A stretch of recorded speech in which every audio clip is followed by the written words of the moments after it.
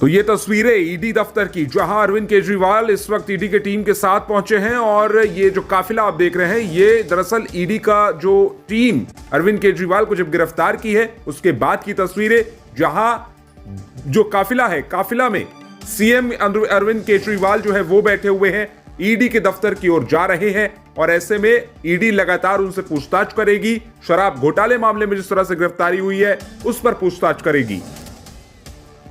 वहीं दूसरी ओर कई इलेक्ट्रॉनिक उपकरण जो है वो भी ईडी ने अरविंद केजरीवाल के जो घर है वहां से बरामद किए हैं। लगातार घर में जांच भी चल रही है, ईडी लगातार जांच कर रही है, तमाम दस्तावेज खंगाल रही है। क्या कुछ सामने निकल कर आता है, चूंकि चुनाव का वक्त है, ये बड़ा एक्शन देखने को मिला है।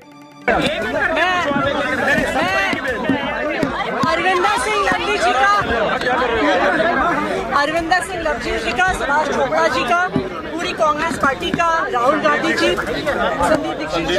संदीप दीक्षित जी जो यहाँ पे आए हैं, और कांग्रेस पार्टी का जो शीर्ष नेतृत्व है, राहुल गांधी जी, प्रियंका गांधी जी, जिन्होंने अभी ट्वीट करके अपना समर्थन दिया है।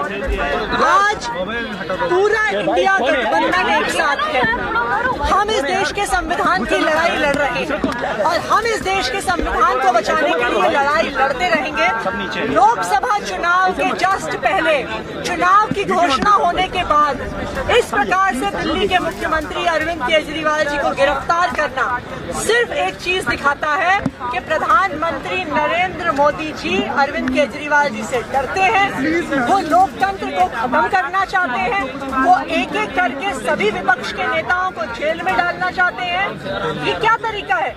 ये चुनाव जीतने का, लड़ने का, जीतने का क्या तरीका है? इस देश में क्या लोकतंत्र बचेगा अगर चुनाव से पहले आप विपक्ष के हर नेता को जेल में डाल दोगे, आप विपक्ष की हर पार्टी का बैंक अकाउंट फ्रीज कर दोगे? तो ये सिर्फ और सिर्फ प्रधानमंत्री नरेंद्र मोदी जी की एक राजनीतिक साजिश। It is celebration of corruption. जश्न भ्रष्टाचार बनाने की कोशिश आम आदमी पार्टी के नेता और आम आदमी पार्टी के कुछ मंत्री कर रहे हैं। ये कोई पहला केस नहीं है। बोए पेड़ बबूल का तो आम कहां से खाए, करे घोटाला शराब का तो आराम कहां से पाए। ये शराब के घोटाले का विषय है और कौन सी कोर्ट तक शराब का घोटाला नहीं पहुंचा है। कौन सी ऐसी एजेंसी है जिस एजेंसी ने इस घोटाले की जांच नहीं की है, और कौन सा ऐसा दिल्ली वासी है, कौन सा ऐसा हिंदुस्तानी है जो इस विषय के तथ्य से, इस विषय के फैक्ट्स से अनभिज्ञ है। हर व्यक्ति जानता है कि प्रश्न कोई आज से पूछा नहीं जा रहा है। विगत 3 वर्षों से अरविंद केजरीवाल जी से आम आदमी पार्टी से सवाल पूछे जा रहे हैं। सवाल नंबर 1, अगर आपकी एक्साइज पॉलिसी इतनी अच्छी थी जैसा कि आप बता रहे थे, तो आपने एक्साइज पॉलिसी को क्यों रद्द किया? क्यों उसे रद्द किया गया, इसका जवाब आज तक नहीं मिला। आपने कार्टेलाइजेशन शराब के पूरे तंत्र में कैसे आप लेके आ सकते थे? आपकी खुद की एक्साइज डिपार्टमेंट ने आपसे कहा था कि एक्साइज की पॉलिसी उचित नहीं है, शराब का कारोबार सरकार के हाथ में ही रहना चाहिए, प्राइवेटाइजेशन नहीं होना चाहिए। आपने उसे रद्दी के टोकरी में क्यों फेंका? खुद के सरकार के बड़े विभाग द्वारा दिया हुआ जो एडवाइस था उसे क्यों नहीं माना? ब्लैक लिस्टेड कंपनी को आगे बढ़ा करके अपने यारों को, अपने दोस्तों को ठेका देने का काम क्यों किया?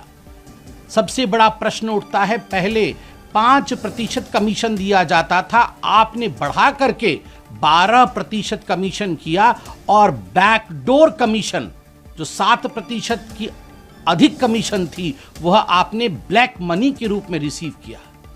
क्या दिल्ली की जनता समझती नहीं है? क्या हिंदुस्तान की जनता इन बारीकियों को जानती नहीं है? विजय नायर कौन था?